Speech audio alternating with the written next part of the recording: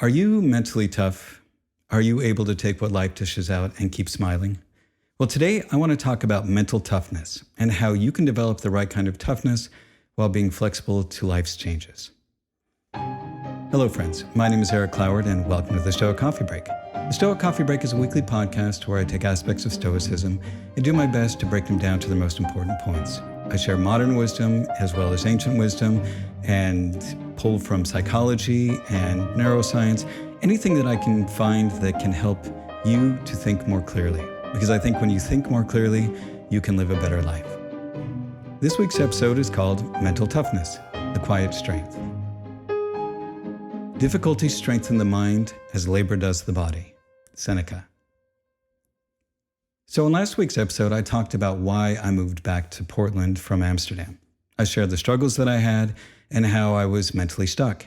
And it wasn't an easy episode to put out because we all want to look like we're successful and that we're thriving. But the truth is, I wasn't. And I try to be as honest with my struggles because this podcast is not about being perfect. It's about being honest with how things really are. And when you're honest with how things really are, it gives you insight into how to move past them and take action to get to where you want to be.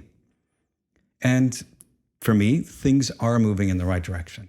I've settled into a new apartment. I'm getting up earlier and eating healthier. I've been more motivated to work on the things that I have been putting off.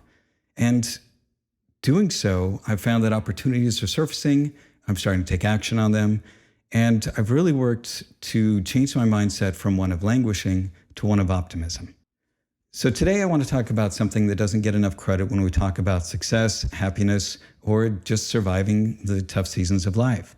It's not talent, it's not luck, and it's not even intelligence.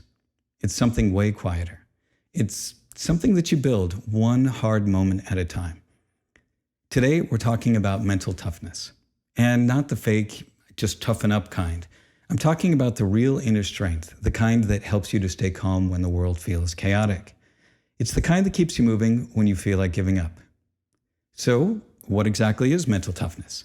Does it mean that nothing affects you, that you can take anything without flinching? Does it mean that you show no emotion when things get hard? For me, it's simple.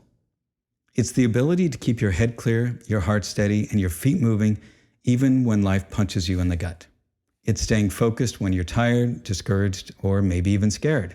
It's emotional resilience, it's persistence, it's grit.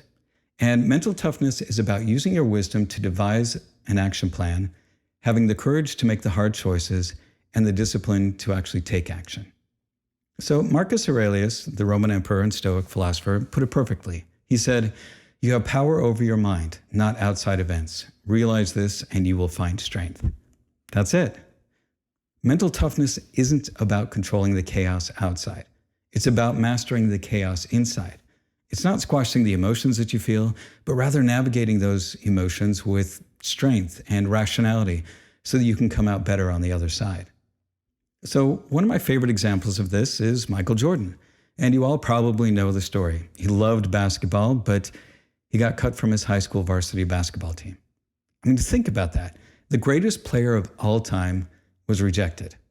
Now, most people would have said, well, I guess I'm not good enough. But Jordan, he took that pain, that rejection, and used it as fuel. He took that situation and he learned from it. He realized that he wasn't good enough at that moment, and he got to work. He trained harder than anyone else.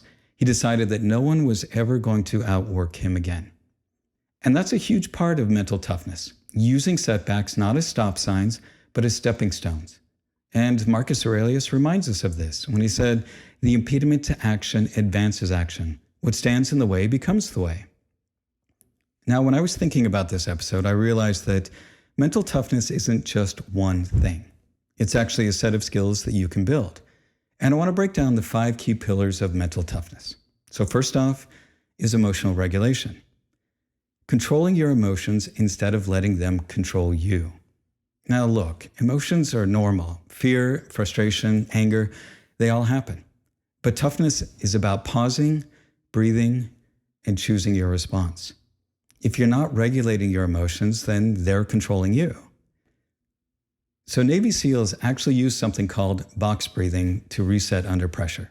You inhale for 4 seconds, Hold for 4, exhale for 4, hold for 4. This exercise helps you to reset your psychology by resetting your physiology. It's a pause to clear your head. It's simple, but very powerful. Pillar number 2, persistence over talent. You don't have to be the smartest person in the room, but you have to be the one who refuses to quit. Albert Einstein once said, "It's not that I'm so smart, it's just that I stay with problems longer." Persistence beats talent every time, if you stay in the game long enough. Your opponent may be more talented than you. The challenge may feel like it's too big for you, but bailing out early means that you certainly won't succeed, and you might also rob yourself a chance of learning some important lesson that will help you face the next challenge. Number 3, reframing failure. Failure isn't proof that you suck. It's feedback. It's information. It's a signpost on the path telling you that there's something more to learn or that you need to head in a different direction. Thomas Edison tried thousands of times to invent the light bulb. And when he was asked if he felt like a failure, he said, "I have not failed. I have just found 10,000 ways that won't work." Each time something doesn't work, it's just another data point. If you're only willing to try something that you know how to do or you know you will succeed in, then you'll never succeed at anything new.